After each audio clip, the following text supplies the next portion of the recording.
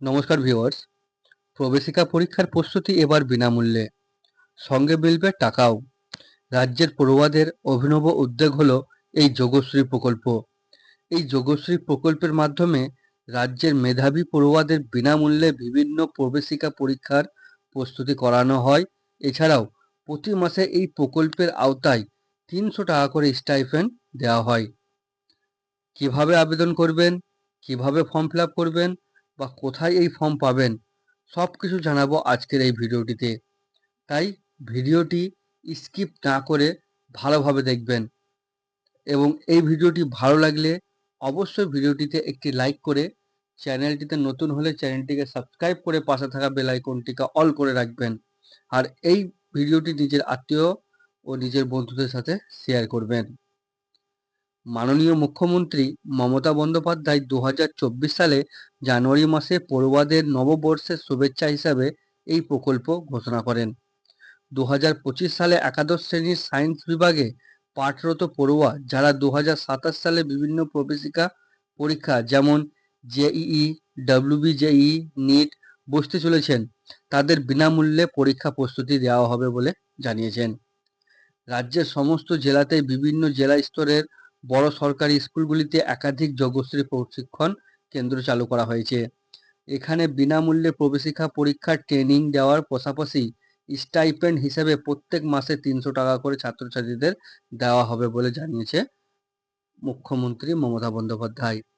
এবার কথা হচ্ছে কারা এই প্রকল্পের আবেদন করতে পারবেন, অর্থাৎ এলিজিবিলিটি কি রয়েছে এই ফর্মের। যুগশ্রী প্রকল্পের কারা এই প্রকল্পের আওতায় প্রশিক্ষণ নিতে পারবেন সেটি আপনাদের বলে দিচ্ছি।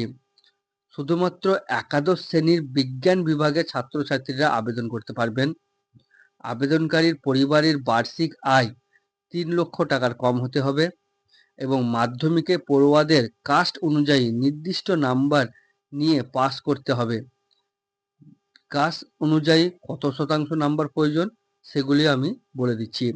তো প্রথমে জেনারেল কাস্টের অনুযায়ী মাধ্যমিকের প্রয়োজনীয় নম্বর হিসেবে 70% লাগবে, সংখ্যালঘু হিসাবে 70 নম্বর লাগবে এবং ওবিসি কাস্ট সার্টিফিকেট 63% নম্বর থাকলেই আবেদন করতে পারবে। সিডিউল কাস্ট অর্থাৎ এসসি কাস্টের পড়ুয়াদের জন্য 60% নম্বর থাকলেই তারা আবেদন করতে পারবেন এবং সর্বশেষ সিডিউল কাস্ট অর্থাৎ এসটি ক্যাটাগরির পড়ুয়ারা মাধ্যমিকে 50% নম্বর পেলেই তারা এই প্রকল্পে আবেদন করতে পারবেন। যোগ্য আবেদন প্রার্থীরা অনলাইন এবং অফলাইন দুই ভাগে আবেদন করতে পারবে।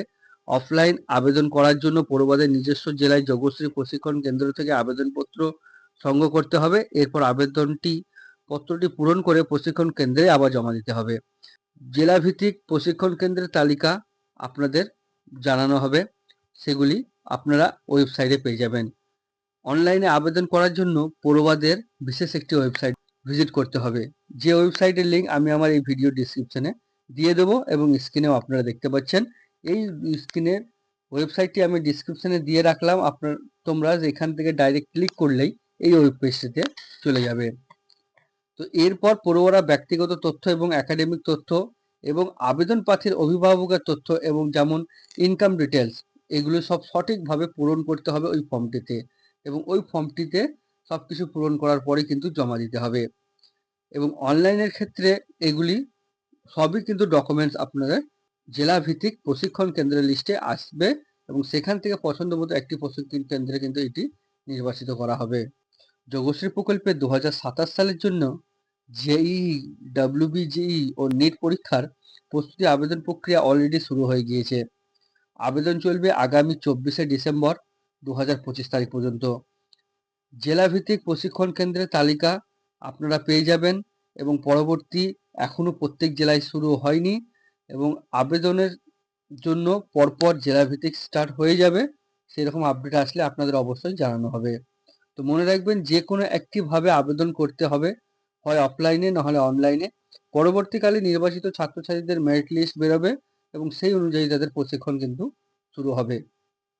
তো পরবর্তী কোনো এইরকম আপডেট আসলেই আপনাদের জানানো হবে। আপনারা নিয়মিত এই চ্যানেলটিকে ফলো করতে থাকুন। এই ভিডিওটি ইনফরমেটিভ, ভিডিওটি ভালো লাগলে অবশ্যই ভিডিওটিতে একটি লাইক করে, চ্যানেলে নতুন হলে চ্যানেলটিকে সাবস্ক্রাইব করে পাশে থাকা বেল আইকনটিকে অল করে রাখবেন, যাতে আপনাদের জন্য আরো ইনফরমেটিভ ভিডিও আনতে পারি। আর এই ভিডিওটি নিজের আত্মীয় বন্ধুদের সাথে শেয়ার করবে, তারা যেন এই সম্বন্ধে জানতে পারে। তো আমার সঙ্গে ভিডিও শেষ অবধি জুড়ে থাকার জন্য তোমাদের অসংখ্য ধন্যবাদ। ভালো থাকবে, সুস্থ থাকবেন। নমস্কার।